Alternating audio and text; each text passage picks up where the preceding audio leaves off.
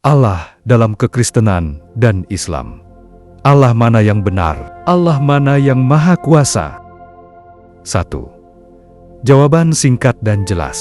Tidak bisa dikatakan salah satu salah atau benar secara mutlak bagi semua orang. Karena ini adalah soal pemahaman iman yang berbeda, bukan soal Tuhan yang berbeda. Secara hakikat, keduanya menyembah satu Tuhan yang Maha Esa, pencipta langit dan bumi. Kata Allah sendiri, berarti Tuhan yang Esa, dan digunakan oleh umat Islam maupun Kristen berbahasa Arab. Secara pengertian, sangat berbeda, karena cara memahami sifat dan keberadaannya bertentangan secara prinsipil. 2. Perbedaan inti yang tidak bisa disamakan. Aspek Allah dalam Islam, Allah dalam Kristen. Allah dalam Islam, sifat dasar tauhid mutlak, satu zat, tidak terbagi, tidak memiliki anak atau pasangan, tidak ada yang serupa dengan Dia. Allah dalam Kristen, Tritunggal, satu zat, namun ada tiga pribadi yang menyatu sempurna, Bapa, Anak, Roh Kudus. Allah dalam Islam, hubungan dengan manusia transenden, sangat agung, jauh di atas segalanya, berinteraksi melalui perintah dan nabi. Allah dalam Kristen, imanen dan transenden, dekat, bisa dikenal pribadi, bahkan rela menjelma menjadi manusia, yaitu Yesus, untuk menyelamatkan umat manusia. Allah dalam Islam, tentang inkarnasi, tidak mungkin. Allah tidak bisa menjadi manusia karena itu akan merusak kesempurnaannya.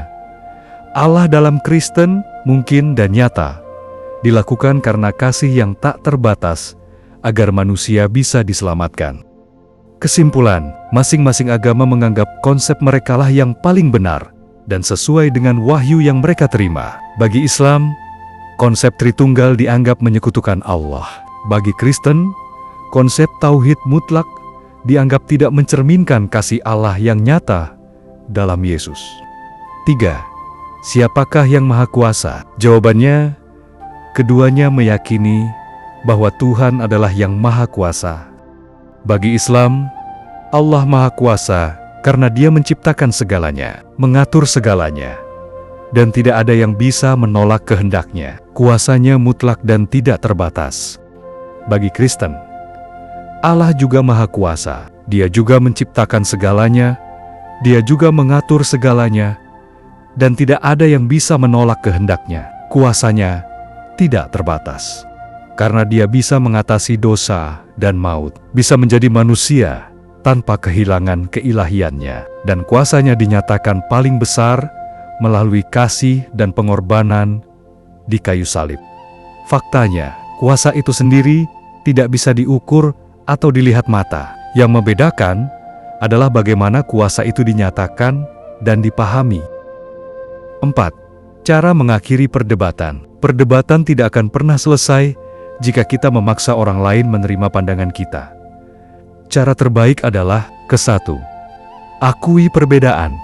Katakan dengan jujur, kita sama-sama menyembah Tuhan Pencipta, tapi cara kita memahami Dia berbeda. Kedua, hormati keyakinan. Jangan menghina konsep Tuhan orang lain. Bagi mereka, itu adalah kebenaran mutlak. Ketiga, fokus pada praktek daripada berdebat siapa yang benar. Lebih baik buktikan imanmu melalui kasih, kebaikan, dan keadilan. Wejangan spiritual, Tuhan itu lebih besar daripada pemahaman manusia. Kita hanya bisa mengenal Dia sebatas apa yang Dia nyatakan dan sebatas kemampuan akal kita memahami. Bagi kamu yang percaya Allah bisa menjadi manusia karena kasih-Nya, itulah kebenaran yang menyelamatkanmu. Bagi yang percaya Allah tanpa sekutu, itulah jalan yang mereka yakini benar. Ingatlah, yang paling penting bukanlah seberapa benar teori kita, tapi seberapa dekat hati kita dengan Dia. Tuhan tidak menilai dari seberapa pandai kita berdebat, tapi dari seberapa tulus kita mengasihi Dia dan sesama. Jangan biarkan perbedaan pemahaman memecah belah kasih sesama manusia. Peganglah teguh apa yang kamu yakini benar, tapi biarkan orang lain memegang keyakinan mereka. Allah yang Maha Kuasa itu cukup besar untuk memahami perbedaan kita. Hiduplah dengan damai, berbuat baik, dan serahkanlah penilaian yang mutlak hanya kepadanya saja di akhir zaman nanti. Amin.